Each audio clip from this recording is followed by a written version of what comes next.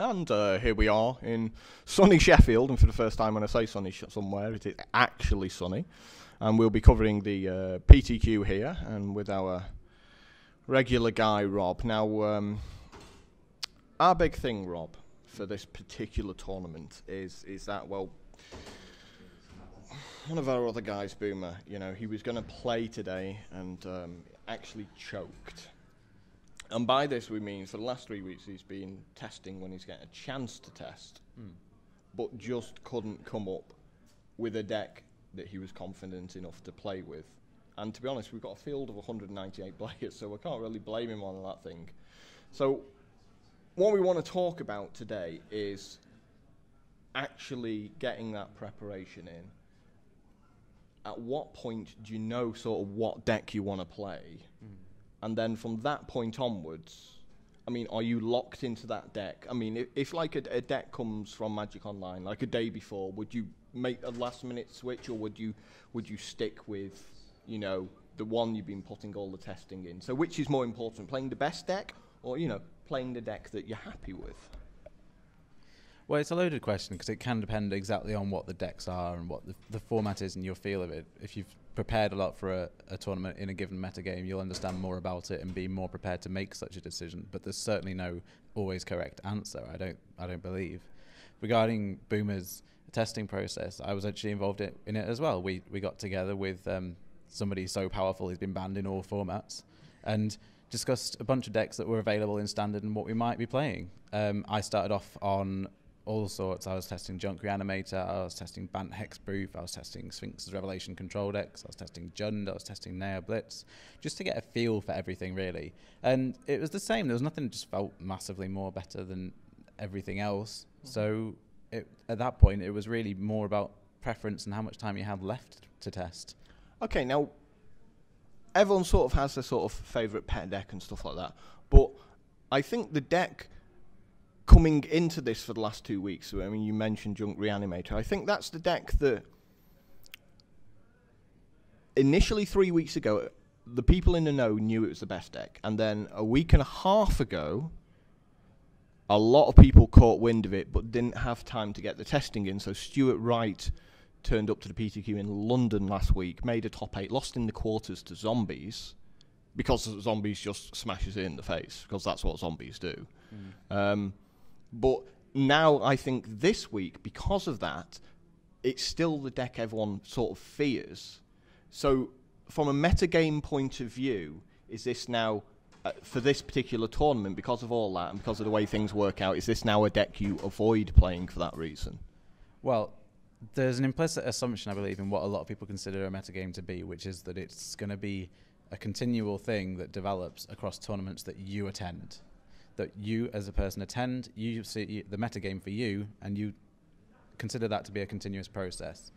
For me, I wasn't at London last week. I didn't see people there. I didn't see the decks that were played. And I think that's going to be true for a lot of people in that room in Sheffield. London and Sheffield aren't, I mean, geographically, they're not really, really far apart. But, in terms of a single day's trip, there's going to be a lot of different people who won't have, a lot of people here won't have seen London just as much as a lot of people who are at London won't be here. So for those people, I think the metagame more is what we've seen on articles and Magic Online for the last 2 or 3 weeks, and possibly the public events that have happened, any Grand Prix or Star City events as they happen to be before such an event. But I actually don't think the London event will have affected many people here's deck choice for today, because they are different people. A few people, yes, but most people, no. I don't think the metagame as a whole will have changed significantly because of London. I could be wrong, but that's certainly the way I approach it. So what kind of deck do you need to turn up with to win a field of 200 people? I haven't won a field of 200 people before. My PTQs have been 70 and 80 odd. I mean, because it is a completely different thing, right? I mean, because there's a lot more, the more people that enter into a tournament, the more luck is involved. So maybe you err towards a deck that can just get draws that win, and you hope that you do that every round, as opposed to taking maybe a more consistent deck against the whole field that maybe has a nemesis deck which will just crush it in a top 8 or something. Okay. Well, actually, the way I like to digest such large events is compare 160 players with 80 players. It's twice as many players, but actually it's only, one more round? So as far as my actual day is going to be concerned, I am playing one more round. I have one more person to beat. I don't have 80 more people to beat. I have one more person. Now, yes, it's one more person to beat, but if you think about the quality of that person, because obviously you're going to be playing them in round 8 as opposed to round 7. So the tuning, you would generally assume the decks are going to get stronger throughout the day. Obviously, there's anomalies. You can play a really good person in the first round. You can come up against a really lucky person in round 8 who's just played Tron and made it turn 3 every game, every round, and dropped his worm coil. And that's how he steamrolls to victory. And if you want to see that, then just go ahead and look at our Manchester coverage from a few weeks ago. So, do you have to, if you think it's going to be a bigger field, you have to think about your deck and how you're going to win the top 8 and win the last couple of rounds of Swiss? I think you always have to anyway. Unless the field's so small that you could name the 7 other players who are going to be there before you turn up.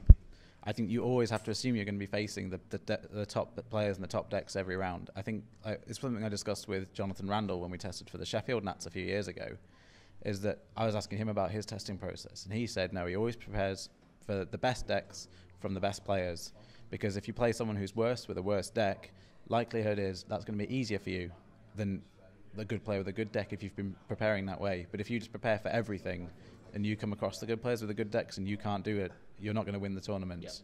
So I would rather run the risk of losing round 1 or 2 to a couple of people I don't know with decks I've never seen before because they're bad, I'd rather run that risk than go into an event with a deck that I know just can't beat the good players and hope that they don't get to the top. Now, Matt Light in his Manchester discussion we all had, which is a really interesting thing and worth actually going back and having a look at, was saying that he could call 5 of the 8 people in the top 8 of the PTQ at Manchester, and he was quite accurate. There was, of the actual people who put the high-end effort in, there were very few people in that room. And you have to beat one of them to win the tournament. Inevitably, you're going to come up against them in the semi-final and the final. Now, is that going to change, as we get to like 200 people? I mean, surely at some point there's going to be a lot of solid players.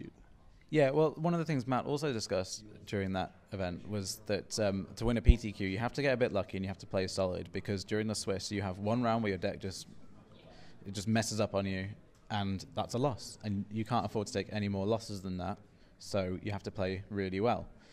One more round gives you one more round where you have to play really well and where you can't afford for your deck to mess up on you. So that's, I think, where the variance comes in, because you just have that extra round, and they do significantly add up, those rounds where your deck can just, nope, didn't work today, sorry.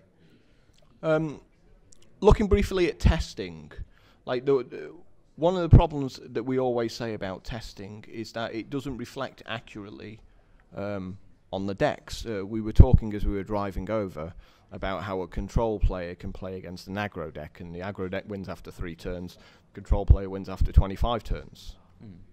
Yeah, so in that event, that's been discussed by a few people, in that event, the control deck feels like it's going to be better because it's better for more turns, even if it's not better for more games. It's better for 50 minutes of the hour that you're testing that matchup. Right, so you feel pretty good about yourself because you've had all these good pheromones going around telling you you're happy for 50 minutes of that hour. So what are you going to walk away with? You're going to end up feeling happy, aren't you? You're not going to feel like... And what you're not doing is ticking a little box every time you win a game and realising at the end of the 8 games that it's 4 games all. Well, exactly.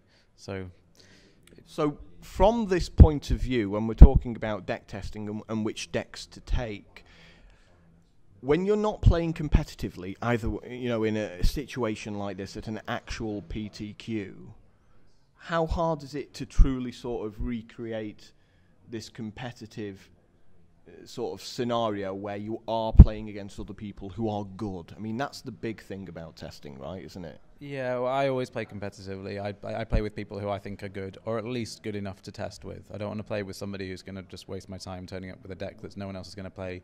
And I can see why they want to test their own deck, so I know I'm being selfish in doing this, but I just don't want to waste my time testing something that's not going to be useful for me. So I find good people who are going to I play a bunch of decks that I'm never actually going to play in a tournament to help other people test, but it's just part of the process. But I know it's useful for them, and they will do something useful for me. It's a team process. Now, it's an interesting thing to talk about because, of course, a lot of people, when they're deck testing, they play their deck. But we've talked about the merits of playing all the other decks as opposed to your own, so you can see how they interact against yours. Yeah, there's two approaches. There's by playing the other decks yourself, you get to see that side of the table, as it were, literally that visualizing that side of the table, and you'll know what to expect from that deck against yours, so you can get better prepared that way. But I think it's something I was guilty of when I was a much newer player, is that you think, no, I've got my deck, it's cool, and I want to figure it out, and I test it against all these decks I'm gonna show up against, and you think, it's my deck, I'm gonna play it as best as I can, I'm gonna get as good as I possibly can with this one deck, regardless of how good it's actually going to be for that event. But as I've developed as a player, I've realized that, I like to play the decks I like to play, but if they're not good, I'm just gonna put them down, because it's not worth my time or effort going to an event and playing a deck I enjoy and not doing anything. Now, one really interesting concept about testing, which is something that not really a lot of people do, but I think that some top-end players certainly do try it from time to time, is when you're playing against another person to do some testing, what you do is you both draw your 7, and you put your 7 face up on the table so your opponent can see them, and then you collectively make the best decisions for both of you, and you both play it as though you can't see what's in your opponent's hands. How important is it getting this second opinion whenever you're making decisions in testing? I think getting group discussion on a lot of key decisions can be very useful. I think that can be a very useful process to testing. It's not something I've done myself, but just thinking about it now on the spot, it sounds like a very useful approach to testing if there aren't many hidden decisions to be made. But if it's a matchup where there's a lot of mystery involved, and you have like as in poker, you have to call and figure out, I'm going to put them on this, I'm going to pretend they're on this, and if they're not, I've lost, whatever, that's my decision. Such as the Fairies deck from a few years ago, where they have 4 mana, it's like, do they have Mistfang Clique? Do they have Cryptic Command? Do they have neither? If you're playing face up and they can see, they go, well, I could say, I could reason all I like about which one I think is the best play, but I can see that Mistfang Clique, I can see there's no Cryptic Command, so deep down inside I'm always going to want to lean that way, and I think that can influence your testing in a negative way, because you're biasing your decisions, and you're not getting used to making a decision when you don't know what's going on. But that involves being able to think rationally about these things and work out what it is you should know and what you shouldn't know in those situations. Now, moving on, there used to be things years ago, for example, if you gave let's say you gave a Cadaverous Bloom deck to someone, and the first thing they did on turn 1 was play an island, and you'd be like, well, that's a mistake because you might draw squandered resources, therefore you can't play it on turn 2. And so you make these mistakes. Now, one thing I really enjoyed about you was how you were testing like rock decks and things like that, and you were always like, well, I'm going to play this land turn 1 because of all these plays I want to make on turn 2 that might be like a Bob on turn 2, then a Liliana turn 3 and stuff like that. So you're always thinking through your first 4 turns. Yeah. And that's one thing that always appeals to me about, playing your land up face up, because part of testing is getting the mana base absolutely right. Do you have the 6 sort of green-black source, or do you go with the... Yeah, if you never draw enough red, you need to have more red. Right. So this is... How much of that is sort of overlooked in testing as opposed to actually... Because we often talk about the power of the actual cards that you play.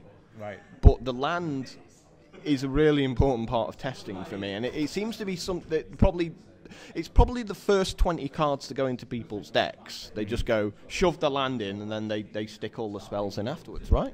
Yeah, I think so. I think I see what you're saying is that a lot of people might just look for how do my spells match up against their spells. Have I got a good matchup here? But they're not thinking about the general, the fluidity of the deck. And I think that actually extends a lot to mulligan decisions. Because when I look at my opening hand, I'm not just thinking spells, lands, yep, kill spell, whatever, dirt, that's fine. I'm thinking, what can I do on turn 1? What can I do on turn 2? Given that he might have done this, is that going to be a likely scenario? Is that going to be good for me? And I've definitely mulled hands that people are looking over my shoulder going, what, that's stupid, that's easy keep. And it's like, well, no, because I'm going to die on turn 4, and I haven't there's no chance I can win this game if I keep this hand. Because you can't establish your board position. Right, or for whatever reason it is, that say they're going to combo me, say I just know they're going to face a Thragtusk on turn 4 and that's the end of that, then I'm not going to keep a hand that does that. I prefer to not keep a deck that does that, but in the context, I just want to know that I'm going to be able to play this game of Magic, and I want to know how I'm going to play it. So, I think finally, because obviously you got another round of Magic coming up soon, and we'll briefly talk about your loss in round 1 and what kind of deck you're playing and why. Okay, so I'm playing the Naya Blitz deck because I found it was quite powerful in testing. Now, this is a standard PTQ, we might add at this point. Yeah, so standard PTQ. Naya is red, white, and green. The Blitz deck involves a lot of 1-drops, like Champion of the Parish, Experiment 1, Boros Elite, and it curves up with 2s, and then a few 3-drops, like Frontline Medic, but it tries to just be a very aggressive creature deck. Burning Tree Emissary was a great enabler for the deck because it meant that you get it's a free creature, you can cast more things afterwards, and you can just really put a lot of power onto the board very quickly, hence the name Blitz. So did you feel that the metagame had edged towards around the sort of the mid-range durdling, and the durdling decks had got more durdling? I wasn't exactly sure. I felt that it was reasonable enough because I think a deck like that has to be much faster than its opponent, than the opponent can stop it. So if the mid-range decks try to get too big, start adding all the Spirit Mongers and all the Vizaras and everything, trying to get really out mid-range the other mid-range decks, then they're just going to lose to me because they can't do anything in time. Okay, so the deck that won last week was, I believe, Zombies, with the old Blood Artist thing maybe going in there as well. How is that matchup?